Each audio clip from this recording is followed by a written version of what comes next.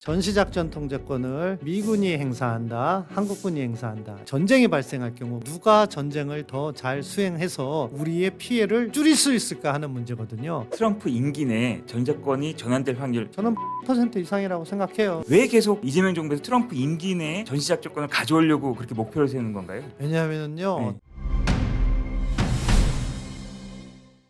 신범철 박사님의 글로벌 판읽기, 오늘은 전시작전 통제권 이슈에 대해서 한번 알아보겠습니다. 박사님, 근데 전시작전 통제권, 그 작전 통제권이라는 게 무엇인가요? 예, 그러니까 배속받은 부대에 대해서 작전을 통제하는 거죠. 흔히 작전권과 지휘권과 이런 것이 약간 혼용이 있는데요. 작전 통제권은 부대의 작전적 이동을 통제하는 것을 의미하고요. 지휘권은 작전 통제권 외에도 인사, 행정 이런 권한이 모두 포함된 거예요. 그래서 전시 작전 통제권이라고 하는 것은 한반도가 전시로 전환됐을 때 그것은 현재와 같은 데프콘 4가 아니라 데프콘 3로 넘어가면서 위기가 도래했을 때 이러한 작전 통제권을 평시에는 우리 합참의장이 행사하고 있지만 연합사령관에게 이전하면서 연합사령관이 전쟁에 효율적으로 대응할 수 있도록 작전을 통제할 수 있게 하는 거죠. 한국군에 대한 모든 부대에 대한 작전 통제권이 아니고요. 미리 합의된 특정한 부대들에 대한 작전 통제권을 연합사령관이 행사하고 있는데 지금 그게 문제가 되는 거죠. 근데 우리 군이 전시에 작전 통제권이 없었습니까? 예. 사실 뭐 예전에 6.25 전쟁 이전엔 당연히 있었고요. 6.25 전쟁 하면서 이제 미군이 유엔군을 이끌면서 참전하다 보니까 아무래도 우리 군보다는 지휘 역량이 강하겠다 싶어서 이승만 대통령께서 우리 군에 그 당시는 지휘권이라고 했어요. 작전 통제권 이렇게 구분하지 않고 지휘권을 이전했죠. 그때 메가더 사령관에게. 그러면서 계속 쭉 이어져 오다가요. 유엔군 사령관이 행사하던 지휘권을 이제 1978년에 한미연합사를 이렇게 만들면서 한미연합사에 이관시켜놔요. 그리고 그 배경에는 사실은 북한이 계속해서 유엔사를 없애려고 국제사회에서 노력을 많이 했어요. 그래서 유엔 총회에서도 1976년인가요? 유엔사를 없애자는 결의안을 이렇게 통과시켜서 사실은 우리도 노력을 해서 없애긴 없애는데 한반도에 찾아오면 없애자 그런 결의안도 만들어지고 그만큼 유엔사의 지위를 북한이 흔들던 시기가 있었어요. 그때 한미연합사를 만들면서 작전 통제권을 한미연합사에다 넘기자. 그래서 1978년에 한미연합사에서 한국군에 대한 작전 통제권을 행사하게 된 거고요. 그러다가 이제 탈냉전 시기가 왔잖아요. 그러니까 그럼 우리 군의 역량이 그간 강화됐는데 전시가 아닌 평시에는 우리 군에 대한 작전 통제권은 우리 합참의장이 행사하도록 하자. 그래서 1994년에 평시 작전 통제권은 전환이 됐어요. 근데 이제 유사시 전시가 되면 여전히 미군의 작전 능력이 뛰어나니까 그것을 활용하자는 취지에서 계속 유지해 왔는데 노무현 대통령 당시에 이제 전시작전 통제권도 전환해서 우리가 행사할 수 있도록 하자. 미국은 지원하는 역할만 하자 해서 2006년 7년에 합의가 됐는데 그 당시에는 2012년 시한을 못 받고 추진을 했죠. 그런데 이제 실제로 전작권 전환을 갖다가 논의하다 보니까 한국군의 역량이 이 작전 지휘하는데 부족한 것들이 많이 보였던 거죠. 그래서 한 3년 정도 시기를 미뤘다가 그것보다도 우리 군이 충분히 능력을 갖춘 뒤에 하자 하는 취지에서 조건에 기반한 전작권 전환을 합의해서 2015년인가요? 그래서 지금까지 그 조건에 기반한 전작권 전환을 추진 중이고 그 조건을 계속해서 평가해 온 거죠. 그런데 이제 2018년이다, 2019년 초다 하는 이야기가 나오고 있는 거죠. 사람들이 좀 조건에 기초한 전시작전 통제권, 이게 좀 낯설게 느껴질 수 있을 것 같아요. 근데 그 조건이란 것들이 어떤 것들이 있나요? 그러니까 조건이라는 것은 우리 군의 능력이 강화된 다음에 그래서 전시 작전 통제권을 실질적으로 이행하는데 부족함이 없는 상황에서 전자권을 전환하자. 그런 그것에 관한 조건들이 있을 거잖아요. 크게 세 가지를 갖다가 저희가 조건이라고 그랬어요. 뭐 무엇보다도 연합방위를 주도할 수 있는 군사 능력. 이것은 감시 정찰이나 커맨드 컨트롤, 지휘 통제 능력을 갖춰야 된다. 그리고 북한 핵위협에 대응할 수 있는 능력을 갖추는 것. 그거는 우리의 뭐 미사일 능력이라든가 킬체인이나 KAMD 능력.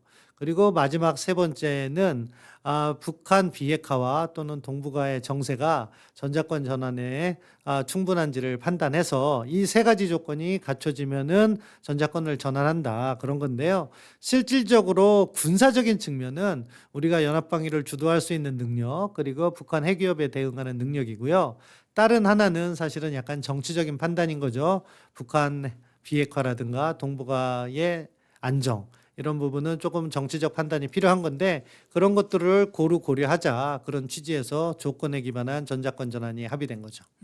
이거를 매년 저희가 그러니까 한미 양국군이 얼마만큼 달성되는지를 계속 체크하고 있는 건가요? 그렇죠. 그래서 시청자분들께서 잘 아시는 여름철 그리고 봄철에 있는 한미 연합 연습 있잖아요.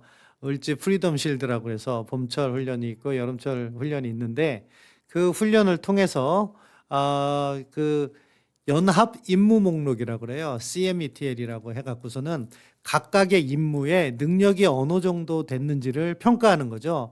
그래서 그것을 종합적으로 검토해서 10월 말 11월 초에 항상 한미 국방장관 회담을 개최하잖아요. SCM이라고 하는데 거기에서 평가를 해서 상황을 진단하고 어떤 것을 갖다가 하자 이렇게 나가고 있는데요.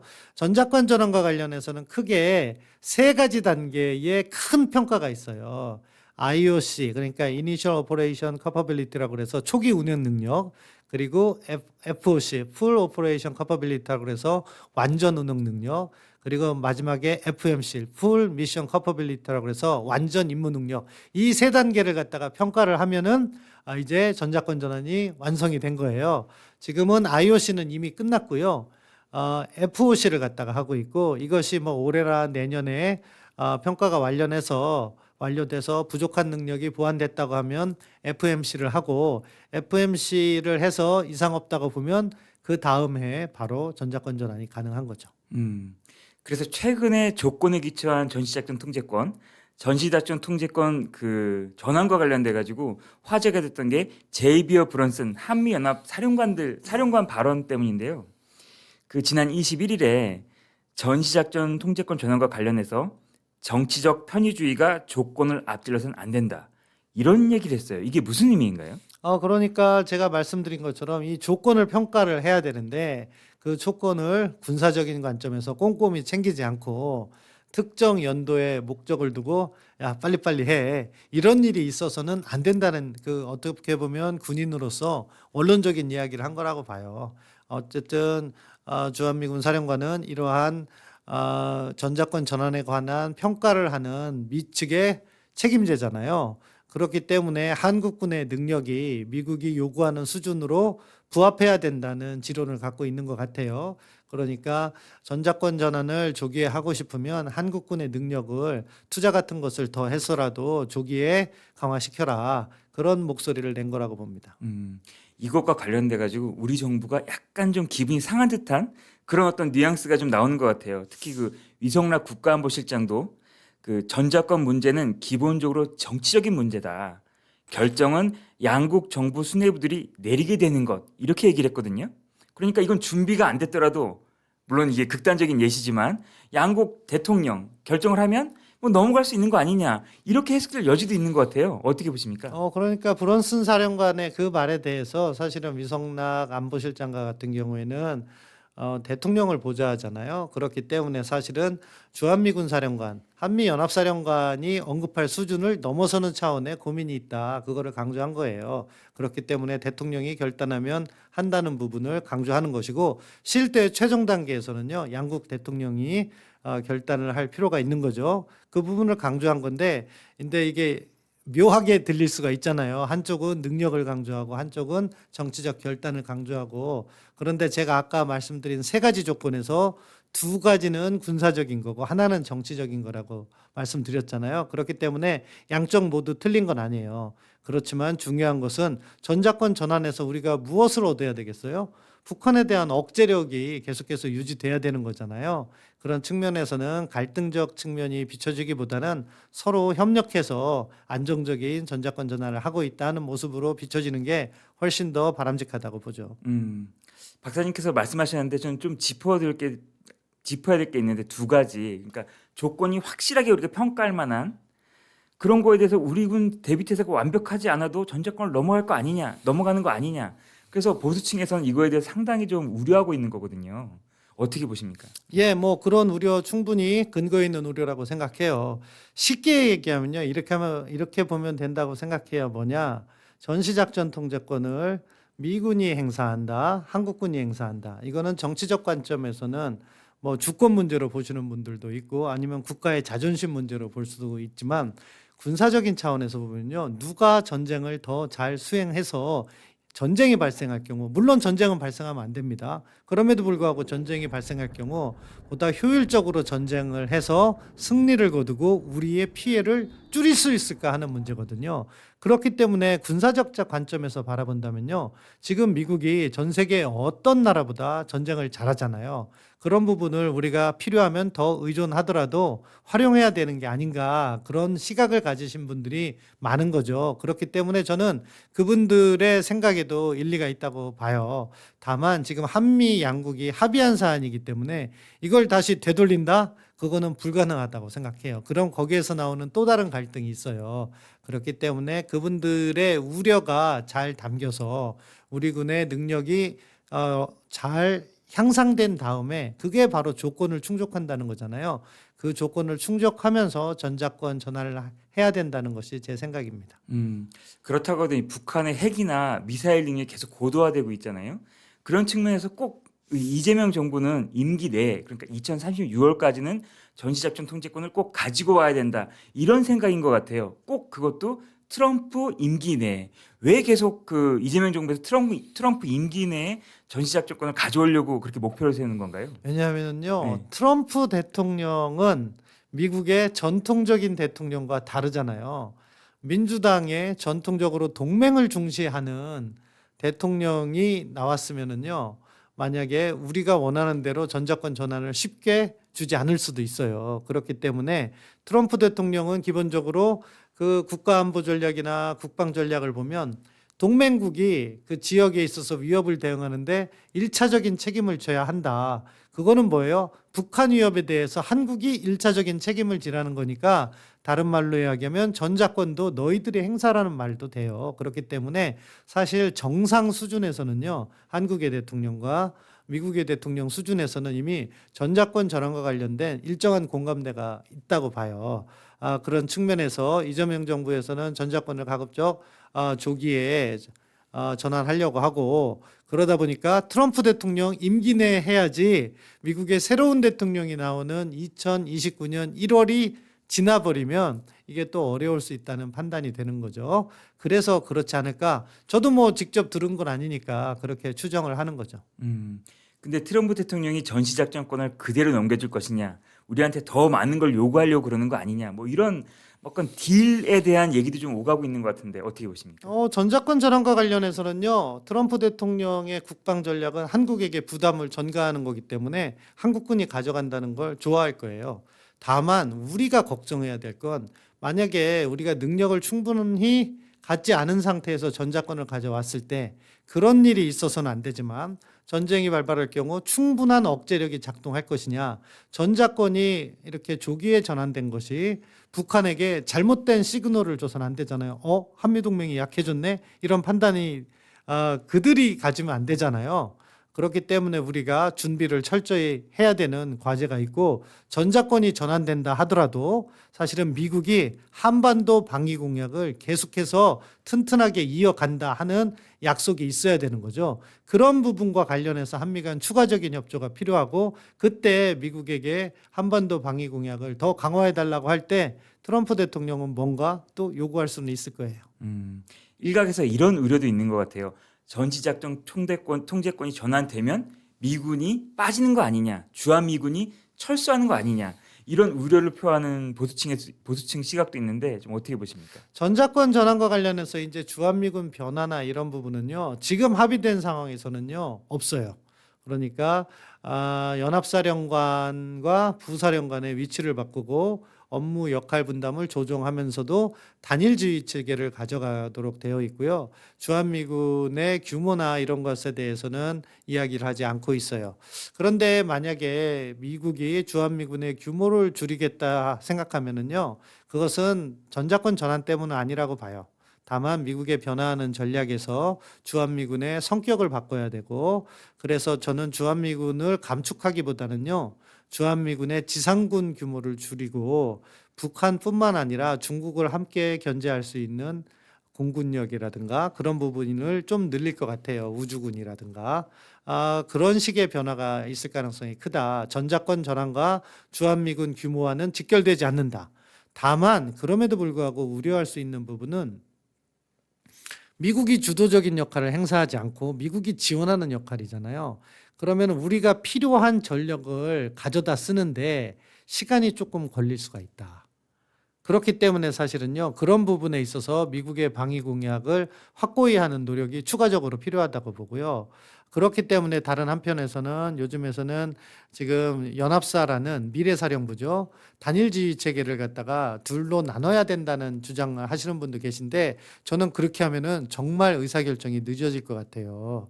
그래서는 안 되고 단일주의 체계를 유지하는 형태에서 전작권 전환을 해야 된다고 생각해요. 그리고 한미동맹을 계속해서 튼튼하게 가져가야 미국이 진짜 전쟁이 났을 때 우리를 돕는 거는요, 그 당시에 미국의 정치적 의지가 상당히 중요해요.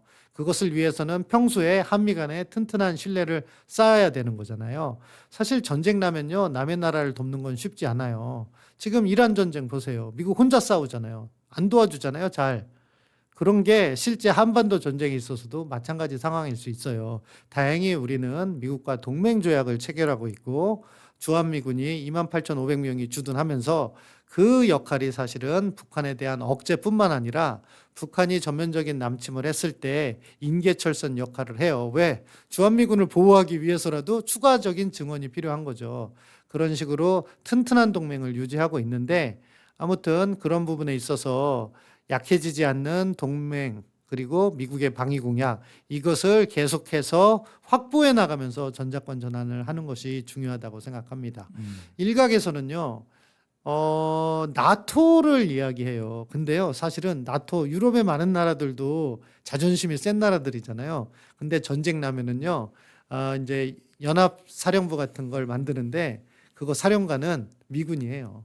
그러니까 미군이 전쟁은 잘한다는 것을 인정하고 하는 거죠. 근데 우리는 어떻게 보면은 역사적인 이유에서 자주권에 대한 갈증 같은 게 국민 사이에 있는 것이고, 그리고 전시작전 통제권을 미국이 갖고 있는 걸 싫어하시는 국민들이 계시다 보니까 이게 정치적인 이슈가 돼서 우리가 그것을 전환하게 된 것이고, 이미 합의를 한 이상 저는 그것을 되돌려서는 안 된다고 생각해요. 왜냐하면은요, 그럼 또 다른 혼란이 생겨요. 그러니까 안정적으로 전작권 전환을 준비해 나가는 것이 필요하다고 생각해요. 그러니까 저는 뭐 전통적인 보수의 시각도 아니고 그렇다고 진보의 시각도 아니고 이것이 군사적인 차원에서 정치적인 차원에서 대한민국이 처한 현실을 고려해서 가장 안정적인 방식으로 차분하게 진행됐으면 하는 것이 제 바람입니다. 지금 말씀하신 것처럼 미국이 전쟁을 제일 잘 수행하잖아요. 근데 지금 전시작전권이 전환되게 되면 미군이 우리 군의 지휘를 받는단 말입니다. 근데 이런 역사가 미군이 없다고 제가 들었어요. 그렇기 때문에 이게 실현 불가능한 거 아니냐. 어차피 만약에 한반도에서 전쟁 상황이 벌어지면 다시 미군이 지휘권을 가지게 되는 거 아니냐. 이런 회의적인 시각도 있거든요. 그것은 뭐 약속에 의한 거기 때문에 상황이 바뀌어서 미국이 전쟁 났는데 지휘권 달라고 한다. 그러면은 또 그때 생각해 봐야죠. 근데 사실은 그런 상황이 와서는 안 되겠지만 오면은요, 안 넘길 수 있겠어요? 지금 전쟁이란 상황은요, 우리가 생각하는 것보다 훨씬 더 처참해요. 미국의 전시 증원이나 이런 것이 하루가 늦어질 때 우리가 받을 수 있는 피해는 어마어마하게 커질 수 있기 때문에 그때 협의할 수는 있다고 생각해요. 그렇지만 그거는 사실상 플랜 B가 돼야지 기본 계획은 아니라고 생각하고, 우리가 전자권 전환에 합의했다면 전자권 전환을 통해서 발휘할 수 있는 우리의 역량도 극대화하고 미국의 지원도 극대화해서 기존의 계획대로 가야 된다. 그게 가장 중요한 거고요. 두 번째, 미국이 지원을 하지 않는다는 거는요, 사실은 미국도 나쁜 선례를 만드는 거예요. 미국이 만약에 한국에서 전쟁을 하고 있는데 한국을 지원하지 않는다, 전자권이 없기 때문에, 그러면은 전 세계에 있는 미국의 동맹국들이 미국을 이렇게 신뢰하겠어요? 그럼 미국의 동맹 네트워크도 약해지는 건데, 그렇기 때문에 너무 부정적일 필요는 없다고 생각하고요. 다만 전자권이 전환됐는데 지금과 같이 미군 사성장군이 한국군 사성장군 밑에서 작전 통제를 받으면서 일하겠느냐? 합의상은 그렇게 돼 있는데 시간의 흐름에 따라서 사실은 그 가능성은 점점 줄어들 거라는 현실적인 전망도 해요. 왜냐하면은 아까 말씀하신 것처럼 미군은 퍼싱 원칙이라고 그래서 동급의 장교가 있으면 동급의 장교가 다른 나라의 장교에게 지휘받지 않는 거죠. 그렇기 때문에 사성장군을 만약에 유지해 준다면 유엔군 사령관으로 이렇게 따로 떼고 연합사 부사령관은 삼성장군이 될 가능성을 배제할 수 없다. 그건 우리가 알면서 이거 추진해야 되고, 그렇기 때문에 이렇게 생각해 보면 미국의 한반도 방위 공약이 약해질 가능성이 있는 건 사실이에요. 그거는 저도 부인하지 않겠습니다. 그럼에도 불구하고 지금 더 중요한 것은요, 한미 간의 신뢰, 약속의 이행, 그 과정에서 우리 군이 강해지기 위해서는 전자권이 전환될 필요도 있는 거거든요. 그렇기 때문에 우리 군의 능력 향상, 이 부분에 집중을 해서 계속해서 한미 간의 훈련도 강화하고, 그래서 북한의 위협에 대응해 나갈 수 있는 역량을 갖추고, 가장 중요한 건 그거잖아요. 북한이 감히 넘보지 못하게 만드는 거. 그렇게 해서 전쟁을 못하게 우리가 북한을 억제할 수 있다면 그게 가장 좋은 상황이고, 그때 우리가 전자권도 갖고 있다면 명분상에 있어서 더 바람직하다고는 생각해요. 그렇기 때문에 저는 전자권 전환을 반대하지는 않습니다. 우리 박사님께서는 국방부 차관도 역임하시고 또 외교부에서도 일하셨잖아요. 제가 이제 장성한테 들었는데 우리나라가 많은 대다수 국민들이 작전 통제권에 대해서 환상을 가지고 있는 것 같다. 예를 들어서 미군이 지휘하면 우리 군은 무조건 따라야 되고, 또 역으로 해도 아까 말씀하신 것처럼 만약에 한국군이 미군에게 얘기하면 미국 무조건 따라야 되는, 지금 그런 구조가 아니다. 한국과 미군의 군이 실제로 그렇습니까? 그거는 네. 아마 그 부분을 말씀하신 걸 거예요. 우리가 연합사라는 그 전투사령부예요. 전투사령부의 구조를 보면 당연히 사령관이 부사령관과 각 부장들에게 지시를 하면 작전에 관한 지시입니다. 가장 중요한 거는요, 이번에 이란 전쟁에서도 우리가 보는 것처럼 만약에 이란의 수뇌부를 제거하라, 그런 전략 지시는요, 연합사령관이 하는 게 아니에요. 누가 다 했어요? 미국도 트럼프 대통령이 했잖아요. 한국 대통령과 미국 대통령이 상의하면서 하는 거예요. 그런 중요한 전략 지시는. 그렇기 때문에 우리가 이 작전 통제권을 너무 지나치게 과장해서도 안 돼요. 그게 첫 번째고요.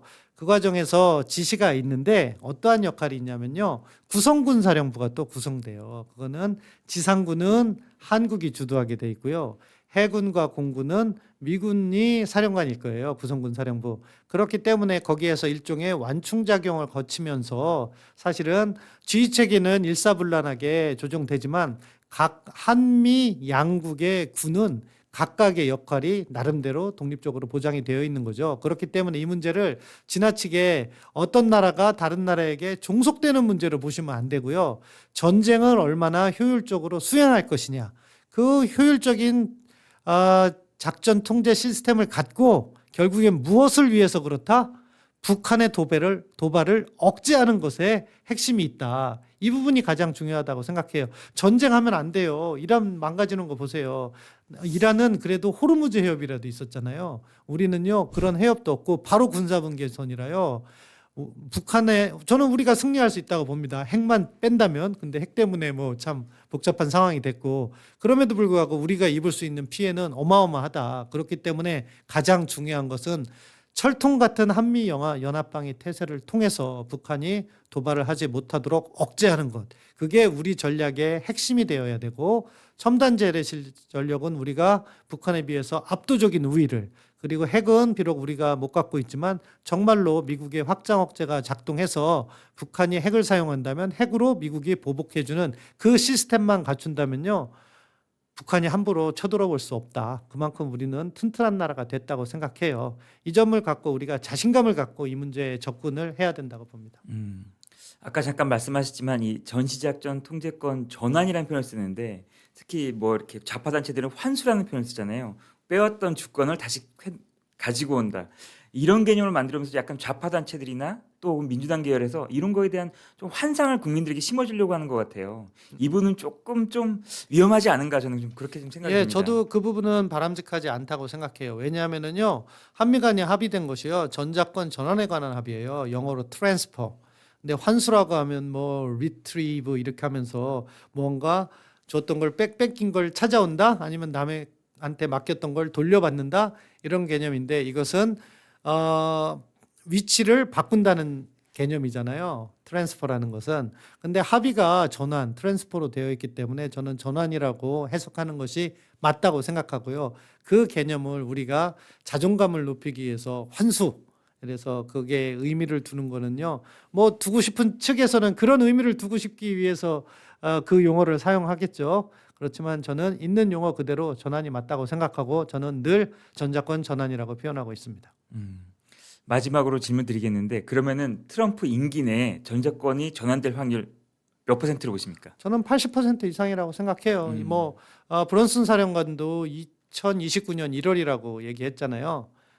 그때 몇 분기라고 했나? 아무튼 2029년 1월 1분기까지. 1분기라고 했죠.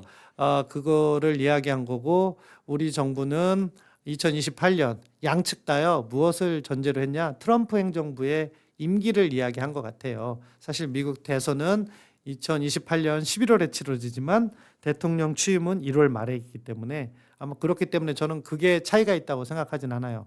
이제 중요한 것은 과연 우리가 이제 몇 년 안 남았잖아요. 2, 3년밖에 안 남았는데 얼마나 능력을 갖출 수가 있느냐. 그래서 대북 억제력을 충분히 확보할 수 있느냐. 아니면 미국의 전자권 전환 이후에도 미국의 안보 공약을 확고히 하고 그것을 통해서 북한이 공연히 도발하지 않는 억제력을 갖출 수 있느냐. 그래서 한국 사회가 안정되면 되는 거죠. 그런데 이거를요 매끄럽지 않게 관리하면은요 어디가 먼저 반응하는지 아세요? 시장이 먼저 반영해요. 우리의 환율이나 주식이라든가 이런 부분은요 미국의 안보 공약, 그래서 한반도는 안정적이라는 전제하에 그 기본 전제하에 움직이고 있는 거예요. 그런데 전자권 전환이 안정적으로 전개되지 못하고 그렇기 때문에 한미가 또 안 좋아지고 그러면은요 전자권 전환이 그러한 경제에도 영향을 미칠 수 있다고 봐요. 그런 측면에서 볼 때 이것을 갖다가 물론 뭐 그것을 밀어붙이는 측에서는 그런 자존감 때문에 그런 것을 하고 있다고 보는 측면도 있어요. 그것도 물론 중요한 부분이긴 해요. 그런데 저는 군사적인 차원에서 안정적으로 가는 것이 바람직하고 그것이 경제적으로나 안보적으로나 혹시 모를 부작용을 최소화한다 그렇게 생각하고 있습니다. 오늘 좋은 말씀 감사합니다. 예, 감사합니다. 네.